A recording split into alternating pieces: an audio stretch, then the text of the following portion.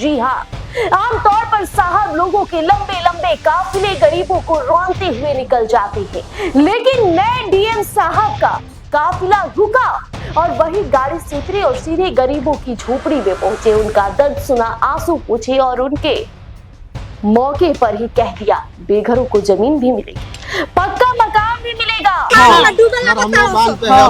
हम समझ गए आपकी भावना से। एक आदमी बात हो, कितना परिवार हमनी के कहानी है ना कि 60 घर बानी। 60 घर है।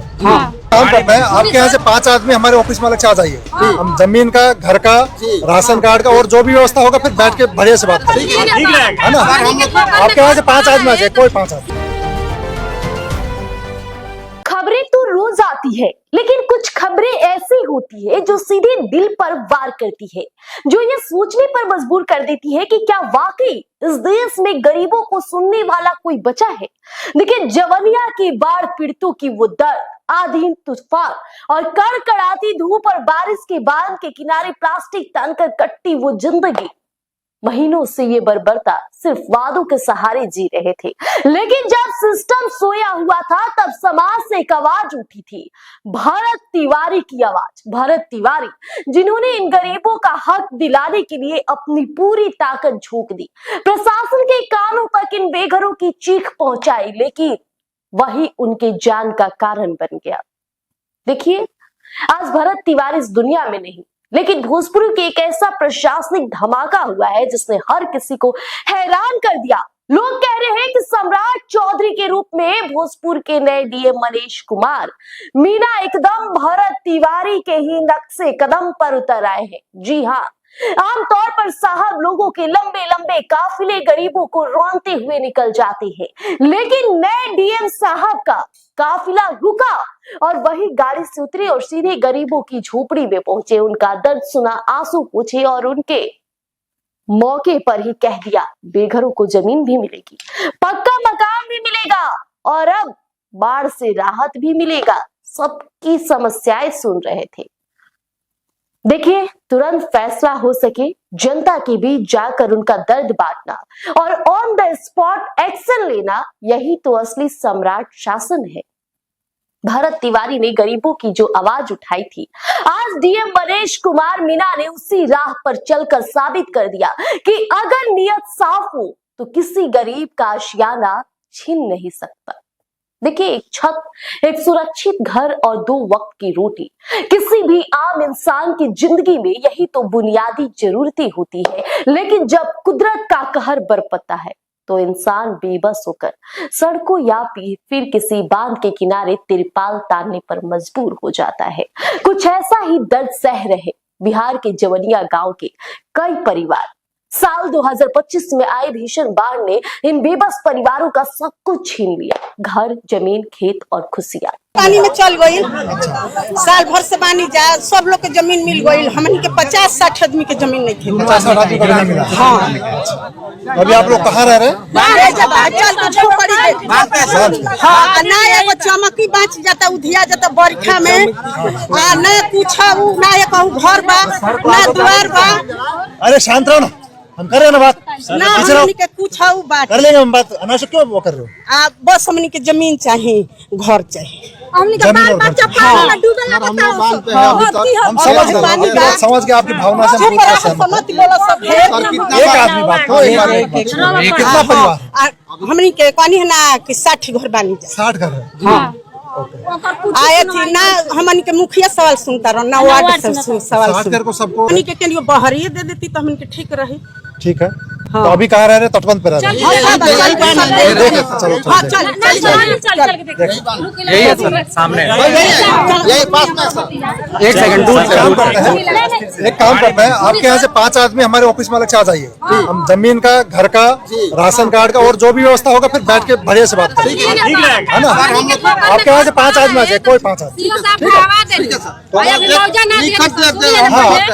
अभी हम 2 दिन पहले आए आपके जिला में, थोड़ा देख लेते हैं। देख लिया आप, रोड पे बात कर लिए, बात बराबर है, आपका कष्ट हम समझ गए। अभी काफी तेजी से बढ़ रहा है, उसी के दृष्टिकोण से आज हम लोग सब जिस रास्ते पे हम लोग खड़े हैं, ये रास्ता गंगा बहाव बह गया है। ये थोड़ी दूर है गैपिंग बीच में। ग्रामीणों का कहना है कि इस रोड को हमारा जोड़ दिया जाए ताकि जो बच्चे आने जाने बाकी में अन्य पढ़ाई सभी लिखाई में समस्याओं को भी हम लोग अभी अलग से फिर समीक्षा बैठक करेंगे, और जो भी इस तरह की गैप्स रह गए हैं पास्ट के डेवलपमेंट वर्क्स में, उन सभी को भी हम लोग किस प्रकार से एक रूपता से हम लोग काम कर सके ताकि भविष्य में बाढ़ का प्रभाव को मिनिमाइज किया जा सके, उसके लिए हम लोग अलग से बैठक। सर भोगर बांध बना गया है यहाँ पे, अभी आपने निरीक्षण किया, आपने क्या देखा है? अभी आप के सामने हम लोगों ने देखा है कि तटबंध का जो काम हुआ है उसकी वजह से बाढ़ का जो पिछले साल असर था उसके तुलना में अभी काफी कम असर हुआ है, लेकिन भविष्य में और इसको कैसे सुदृढ़ किया जा सकता है उसके लिए हम लोग अलग से सर नई नई कमान संभाले हैं, अभी भोजपुर 2 वासियों के दिन लिए कुछ पहले ही मैसेज आपके जिला में हम लोग योगदान दिए हैं। सबसे पहले आप सभी को नमस्कार, और हम लोग आप सभी से यही अपेक्षा करते हैं कि जिस प्रकार से जिला में फास्ट में विकास के काम हुए हैं, आगे भी आप लोग अच्छा सहयोग करेंगे, तो आप सभी के सहयोग से सौहार्दपूर्ण वातावरण में जिला में विकास। बाढ़ का पानी तो वक्त के साथ उतर गया, लेकिन इन परिवारों का दर्द आज तक नहीं उतरा। महीनों बीत गए, ये परिवार बांध के किनारे प्लास्टिक और तिरपाल की झोपड़ियों में दिन गुजारने को मजबूर हो गए। आंधी आए या भयंकर बारिश, ठंड हो या कड़कड़ाती धूप, यह बांध ही इन बाढ़ पीड़ितों का आशियाना बना हुआ है। ना तो सिर पर पक्की छत, ना ही खाने पीने का सही इंतजाम। स्थानीय लोगों का कहना है कि बाढ़ के बाद प्रशासन की तरफ से कई वादे किए गए, लेकिन जमीनी हकीकत कुछ खास नहीं बदली। कई परिवारों के पास आज तक राशन कार्ड तक नहीं बन पाया है, जिससे कि मिलने वाला सरकारी राशन भी इन तक नहीं पहुंच पाता। पुनर्वास यानी नया घर बनाने के लिए जमीन की मांग को लेकर भी ये कई बार आवाज उठा रहे हैं, लेकिन देखिए डीएम का ये रूप काफी पसंद किया जा रहा है। एक नई किरण नजर आ रही है। भोजपुर के नए जिलाधिकारी मनीष कुमार मीणा जब क्षेत्र के दौरे पर निकले तो बांध पर रह रहे पीड़ितों की नजर उनके काफिले पर पड़ी, और पीड़ितों की समस्या देखकर जिलाधिकारी तुरंत अपनी गाड़ी रुकवाई। और आमतौर पर तो बड़े अधिकारियों की देखा जाता है कि गाड़ियां अक्सर बिना रुके गुजर जाती है, क्या मतलब उन्हें, लेकिन नए डीएम साहब उतरे और सीधे बाढ़ पीड़ितों के बीच जा पहुंचे। उन्होंने खुद पीड़ितों से एक एक बात की, बहुत ध्यान से सुना, संवेदनशीलता से सुनी, और पीड़ितों ने रो रो कर अपने दुख बयां कर दिए। देखिए यही खासियत होती है। भरत तिवारी भले आज इस दुनिया में ना रहे हो, लेकिन उनकी चर्चा हर जुबान पर है। भरत तिवारी ने जिस तरह से अपने गांव जवनिया के लिए काम किया था, लोगों की आवाज उठा रहे थे, ऐसे में जब प्रशासन भी उनकी आवाज अब उठाने लगे तो उन्हें कौन रोक सकता है।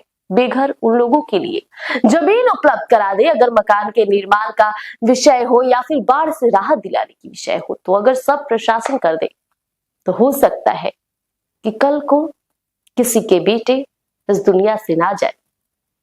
देखिए ये कहने का मेरा मतलब ये है कि जिस तरह से भरत तिवारी लोगों की समस्याओं के लिए अपनी जान भी कुर्बान कर दी, ऐसे भरत तिवारी को लोग पूछते हैं। और यही मामला है कि अब देखिए सरकार के जो नए डीएम है, इनकी चर्चा हो रही है। चर्चा इसलिए हो रही है कि वो गरीबों के बीच गए, उनसे बातचीत किए। हालांकि उनके इस पूरे रूप को आप किस तरह से देख रहे हैं, कमेंट में जरूर बताइएगा, और बने रहिएगा हमारे साथ स्वराज पोस्ट पर।